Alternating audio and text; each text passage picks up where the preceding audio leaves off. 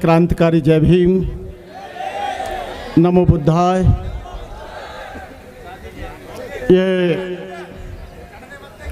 भारतवर्ष को 60-70 वर्ष स्वतंत्र हुए हो गए,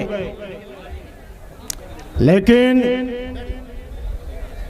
एक जो शेड्यूल कास्ट, शेड्यूल ट्राइब्स और बैकवर्ड वाले जो लोग हैं, उन पर आज तक जुल्म बंद नहीं हुआ।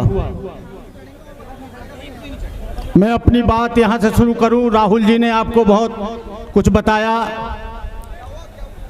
मिटा दो जमाने से कुनबा परस्ती,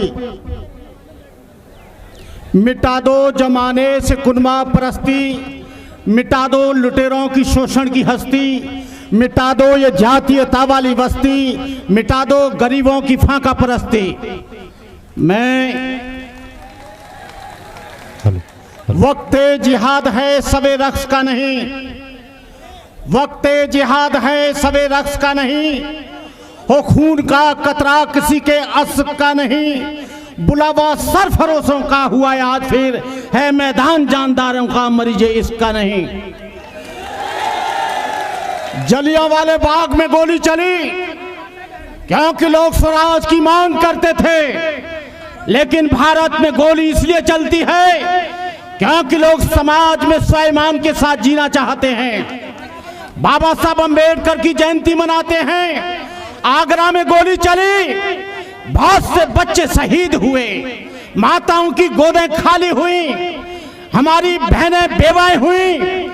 आगरा में जब गोली चली, अशोक के गोली लगी 1979 में, मैंने उसे पानी ले जा कर दिया। जब तक पानी नहीं पिलाया, उस बच्चे ने कह दिया कि तुम मेरी माँ से कह देना कि बाबा साहब के नाम पर शहीद हो गया है। मैं उसकी माँ के पास गया कि तुम्हारा एक बेटा बड़ा शहीद हो गया है, उसके बाप का होशो हवास खराब हो गया, उसकी बहन बेहोश हो गई, लेकिन उसकी माँ ने कहा बाबा साहब डॉक्टर अम्बेडकर इतना देकर गए हैं, दूसरा बेटा भी शहीद हो जाए तो कोई चिंता नहीं। ये जुल्म का सिलसिला कब तक चलता रहेगा? ये अत्याचार कब तक होता रहेगा? हम जानते हैं कि मोदी जी आपके पास पुलिस है, हम योगी जी जानते हैं आपके पास मिलिट्री है, हम जानते हैं कि आपके पास न्यायालय है, हम जानते हैं कि न्यायपालिका आपकी है, लेकिन हमारे पास परम पूज्य बोधिसत्व डॉक्टर बाबा साहब का बनाया हुआ संविधान है। हम उसके सहारे लड़ाई लड़ेंगे। हम कोई आगजनी नहीं करेंगे, हम कोई मारपीट नहीं करेंगे, सरकारी संपत्तियों को नुकसान नहीं पहुंचाएंगे, लेकिन ये सिलसिला शांति पूर्वक बंद नहीं होना चाहिए। जब तक चंद्रशेखर आजाद नहीं हो जाता था, तब तक ये बंद नहीं हो जाना चाहिए।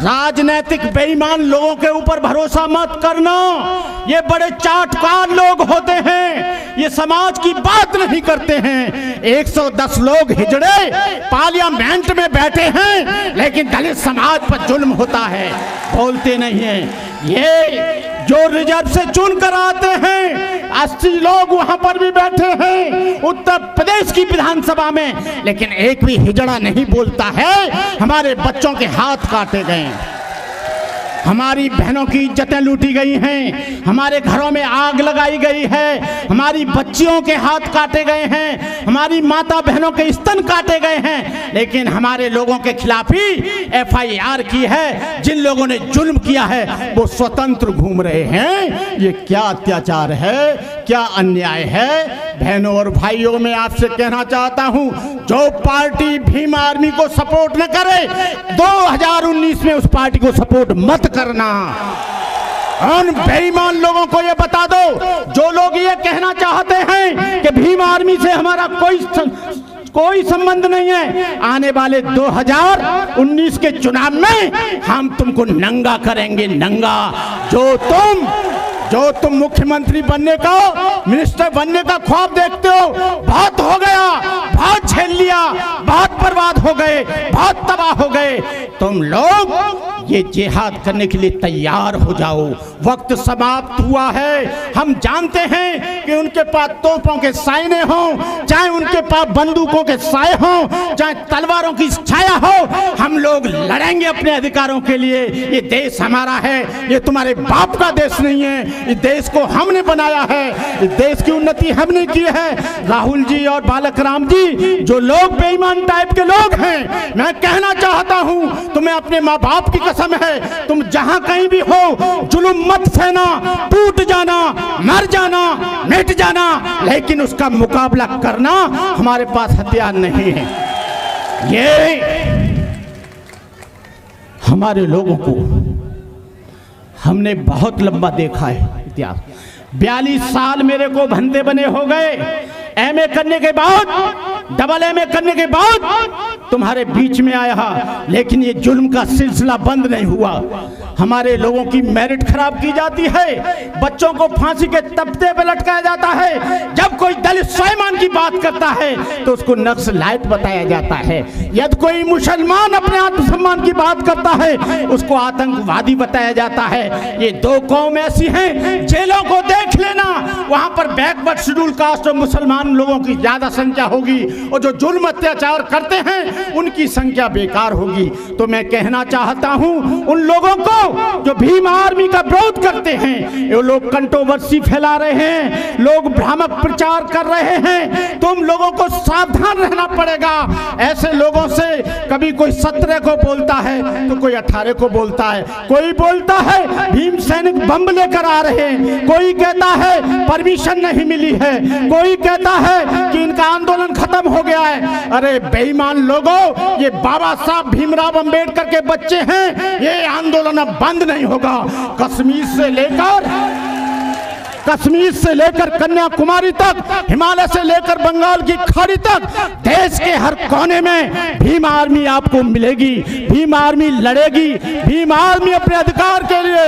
मैं कहना चाहता हूं कि जो लोग सामाजिक आंदोलन के माध्यम से, ये 3 लोग हैं इस देश के दुश्मन।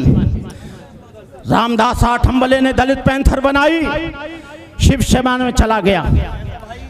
रामराज ने लॉर्ड बुद्धा क्लब बनाया, बीजेपी में चला गया। रामविलास पासवान ने भीम सेना बनाई, वो भी चला गया।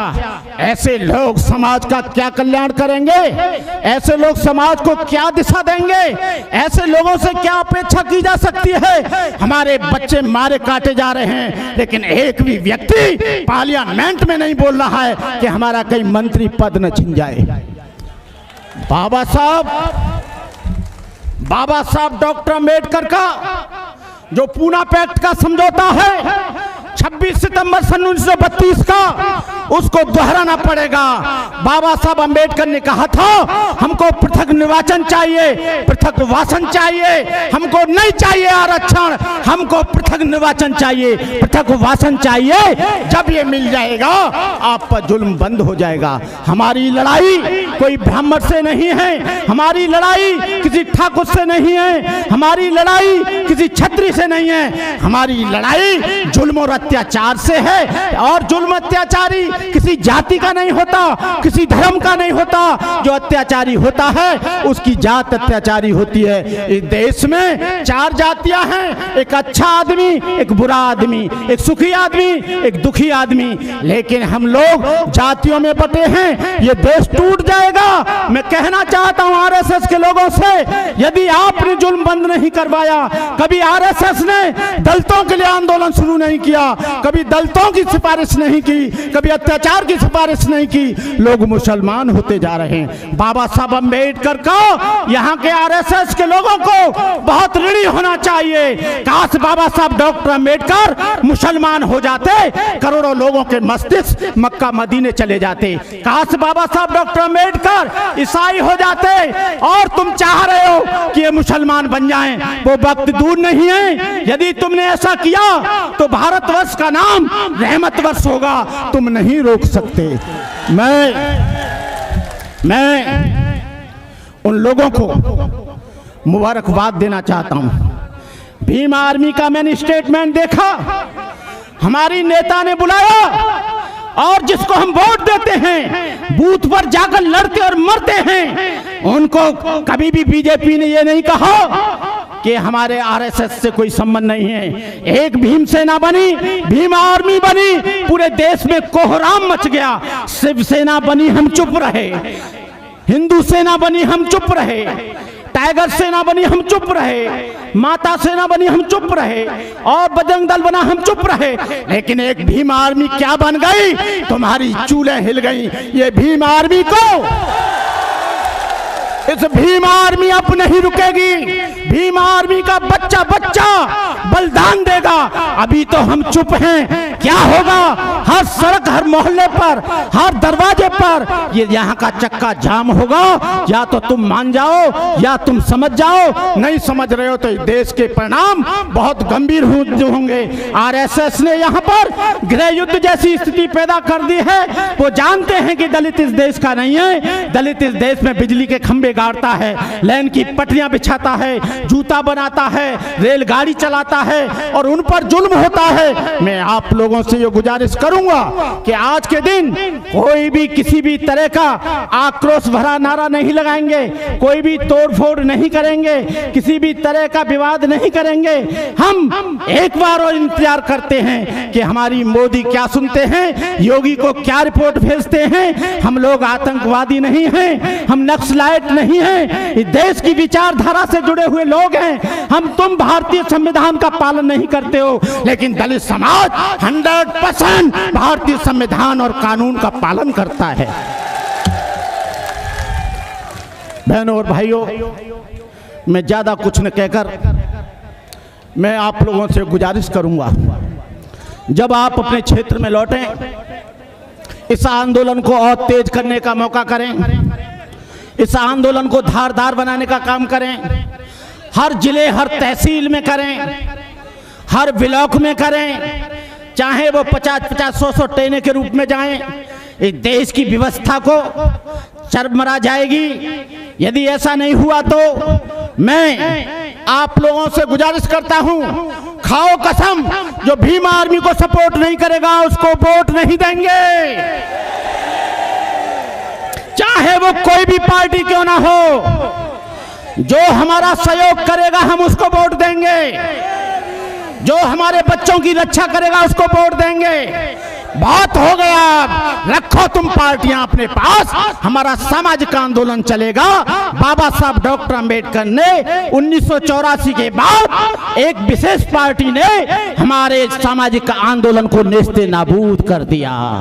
इसलिए मैं कहना चाहूंगा, आने वाले समय में मैं किसी का नाम नहीं लेना चाहता।